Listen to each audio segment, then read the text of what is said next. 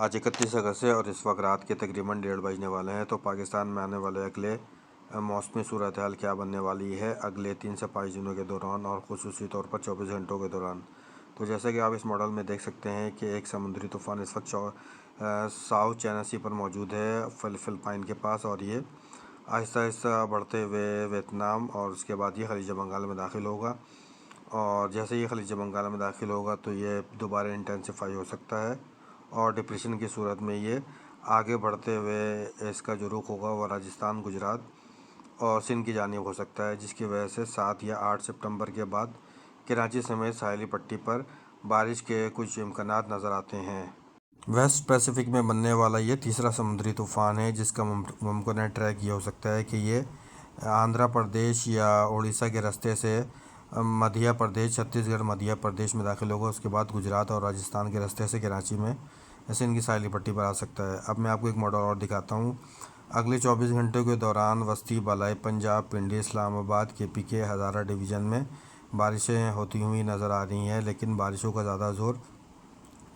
Indian और Pakistan border के साथ जो पंजाब के इलाके हैं वहाँ पर हो सकता है, और इसमें जनूबी वस्ती और बलाई पंजाब के एरिया शामिल हैं।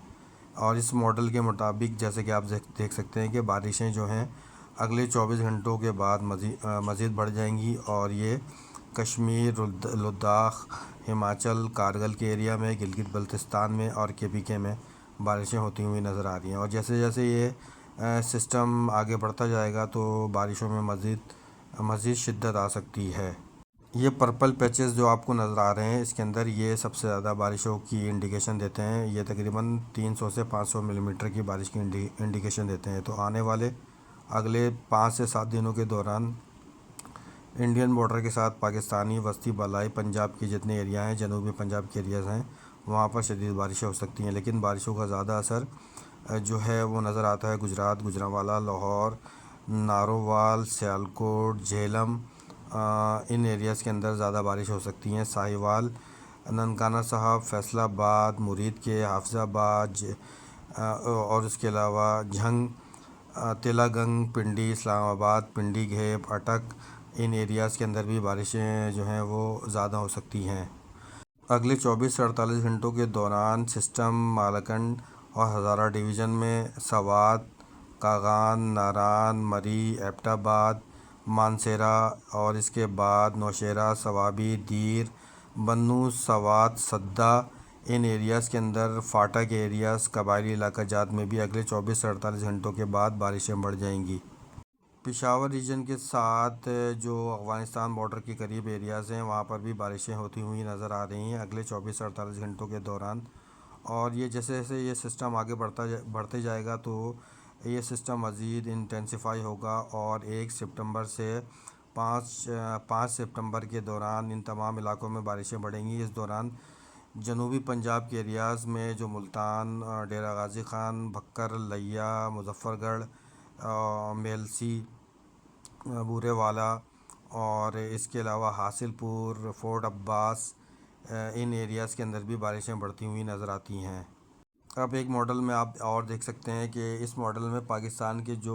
इंतहाई शुमाली हिस्से हैं वहाँ पर फ़ोग की भी सूरत हाल बनती हुई नज़र आ रही है अगले 7 दिनों के दौरान। और ये 7 दिनों का मॉडल इसमें आप देख सकते हैं कि पर्पल पैचेस में जैसे कि मैंने जो एरियाज़ बताया था, बालाई पंजाब के और वस्ती पंजाब के वो इलाके जो इंडियन बॉर्डर्स के करीब हैं, लाहौर, नारोवाल, कसूर, सियालकोट